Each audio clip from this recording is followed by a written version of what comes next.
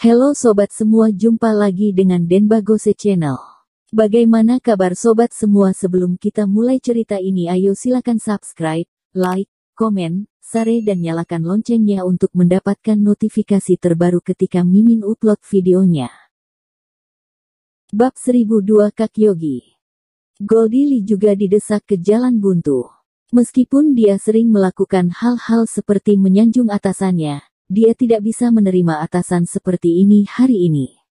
Kontras semacam ini terlalu besar. Ketika Goldie Lee berpikir bahwa kelak harus berurusan dengan Fatty Su setiap hari, dia tidak akan mampu menahan diri setiap hari menjilatinya seperti anjing. Bagaimana dia menggertak dan mempersulit Fatty Su di masa lalu, Fatty Su pasti akan membayarnya 2 kali di masa depan. Goldie Lee tidak tahan. Bahkan jika dia keluar dari bisnis ini, dia tidak akan menjalani hidupnya di bawah tekanan Su Fatty. Fatty Su mendengus dingin, yang bermarga Lee, tidak mau berbisnis lagi, tidak masalah, kamu jangan pernah berani menghubungi perhiasan Prilly di kemudian hari, intinya kamu tidak perlu menghubungi apapun yang berhubungan dengan perhiasan Prilly. Wajah Goldie Lee muram, marga. Su, kamu tunggu aku.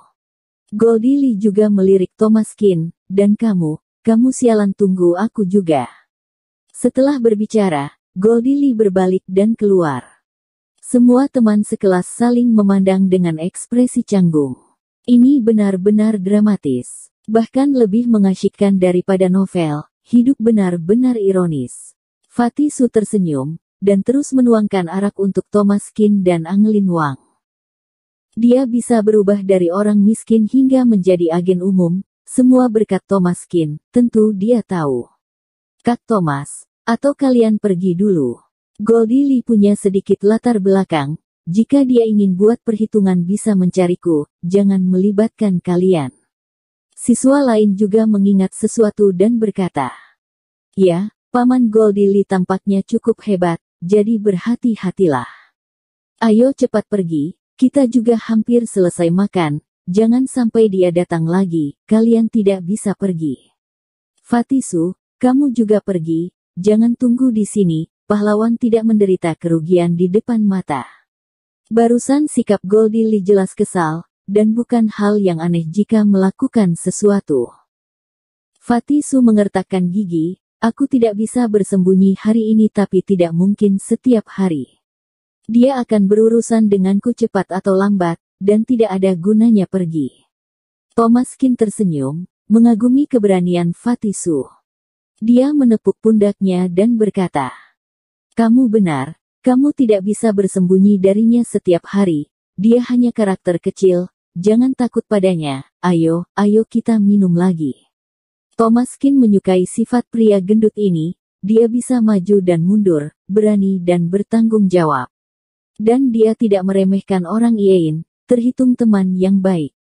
Fatty Su tercengang, dan tiba-tiba menjadi berani. Oke, Kak Thomas tidak takut, apa yang aku takutkan, mari minum lagi. Fatty Su dan Thomas Kin mulai minum dengan gembira.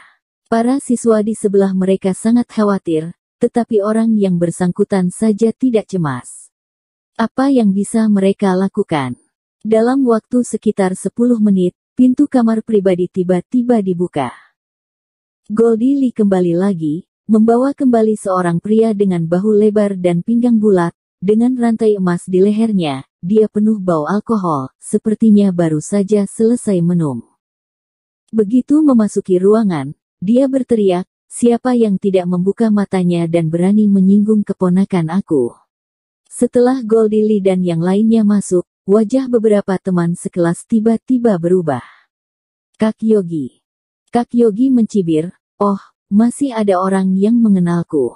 Tidak apa-apa, kalian teman sekelas masih punya mata, sepertinya aku Kakyogi tidak terlalu asing. Kakyogi tertawa saat berbicara, tetapi yang lain tidak bisa tertawa. Orang macam apa Kakyogi, siapa? Yang tinggal di wilayah ini yang tidak kenal dia. Kakyogi dulunya adalah seorang pengganggu yang terkenal. Meskipun sekarang dipimpin orang, dia tetap sombong dan kejam. Di bidang ini, tidak ada yang berani menyinggung Kakyogi. Setelah Goldie Lee memasuki ruangan, wajahnya menjadi buas. Fatisu, yang bermarga Qin, bukankah kalian hebat, bukankah sombong? Tidakkah kamu ingin memukulku? Ayo, pukul aku lagi. Aku menyodorkan wajahku dan membiarkanmu memukul. Dengan sikap sombong dan mendominasi itu, Goldie Lee menyodorkan wajahnya, melihat keduanya dengan ekspresi main-main. Fatisu mengepalkan tinjunya, mengetahui bahwa Kak Yogi tidak mudah diprovokasi, jadi dia tidak berani bergerak. Thomas Qin mencibir. Tidak diduga kamu memiliki permintaan seperti itu. Setelah berbicara, Thomas Qin menamparnya. Jepret. Pukul wajah Goldie Lee hingga terdengar nyaring. 5 sidik jari yang jelas tiba-tiba muncul di wajah Goldie Lee, dan rasa sakit yang membara melanda dirinya. Tamparan itu begitu kuat hingga hampir membuat Goldie Lee pingsan. Kamu benar-benar ingin mati. Goldie Lee sangat marah, dan Kak Yogi yang berada di sebelahnya juga berjalan mendekat dan segera mengepung Thomas Qin dengan beberapa bawahan. Kamu berani melakukannya di depan Kak Yogi, kamu mencari kematian. Kak Yogi yang besar dan perkasa berjalan ke arah Thomas Qin dan berkata dengan dingin. Wah! Apa kamu tahu aku ikut siapa? Kamu sangat berani, menurutku kamu keras kepala, apakah belum pernah mati? Ketika aku membunuh orang di provinsi tetangga, kamu masih memakai celana pop. Thomas Qin duduk di sana dengan tenang bahkan tanpa bergerak. Aku belum pernah mendengar tentang kamu, tetapi jika kamu berbicara tentang provinsi tetangga, aku kenal seseorang. Kak Yogi terkejut sejenak dan mengerutkan kening. Jika dia orang biasa, dia akan bertindak dari awal, tetapi melihat Thomas Qin begitu tenang, dia selalu merasa sedikit bermasalah. Oh, siapa yang kamu kenal? Biar aku dengar. Thomas Qin tersenyum, biarkan dia yang memberitahumu. Setelah berbicara, Thomas Qin mengeluarkan ponselnya, memutar nomor Kisentong, dan meletakkannya di atas meja. Kak Yogi mengerutkan kening ketika dia mendengar kata-kata Thomas Qin. Dia merasa ada sesuatu yang aneh, tetapi dia tidak terlalu memikirkannya. Dia menatap telepon Thomas Qin, dan wajahnya tiba-tiba berubah ketika dia melihat nama di atasnya. Bos Kisen. Kak Yogi tiba-tiba tersadar, melihat nama Bos Kisen, itu seperti seekor tikus melihat seekor kucing. Kak Yogi paling takut pada Bos Kisen. Jangan lihat dia sekarang berada di kota Donghai, bahkan jika dia bertemu Samuel Duan, dia paling hanya bersikap hormat. Tapi dia dulu hidup di bawah Bos Kisen, dan kakinya gemetar saat mendengar nama Bos Kisen.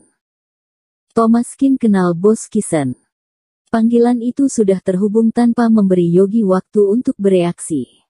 Tuan Qin, ada perintah apa? Suara Kisentong terdengar dari sisi lain telepon. Perintah. Kedua kata ini membuat Kak Yogi semakin ketakutan, wajahnya tiba-tiba pucat, dan dia tidak berani berbicara ketika dia berdiri di sana. Thomas Qin mencibir dan berkata, Kak Yogi, kenapa kamu tidak berbicara lagi? Kamu sudah tidak mengenalnya. Mendengar suara Thomas Qin, Kisentong berkata dengan cepat, Yogi, apakah kamu kenal Tuan An? Namanya sudah dipanggil, dan Kak Yogi tentu saja tidak berani tidak berbicara, maka dia dengan cepat menjawab. Bos Kisen, ini aku. Kak Yogi dengan cepat mengangkat telepon, meskipun dia tidak dapat melihatnya, dia masih berdiri di sana dengan hormat, seperti seorang murid yang mendengarkan pelatihan. Kisentong berkata dengan dingin. Kamu tidak akan menyinggung Tuan Qin, bukan? Kak Yogi tampak agak masam. Bos Kisen ini salahku. Nada suara Kisentong muram, ku beritahu ya, Tuan Qin bahkan tidak mampu kusinggung. Jika kamu tidak ingin mati terlalu jelek, kamu segera memulihkan situasi. Jika kamu tidak dapat memulihkannya, jangan katakan kenal aku, jangan sampai kamu melibatkanku. Jalan berikan teleponnya ke Tuan Qin. Kak Yogi segera menyerahkan panggilan itu kepada Thomas Qin dan Thomas Qin menjawab. Hei, Tuan Qin, jika anak ini memiliki rasa tidak hormat, aku bisa mengatainya kapan saja. Kisentong berkata dengan tegas tanpa keraguan, asalkan Thomas Qin menganggukkan kepalanya, diperkirakan Kak Yogi ini pasti akan mati. Tidak perlu, kamu sibuk saja urusanmu. Setelah berbicara, Thomas Qin menutup telepon.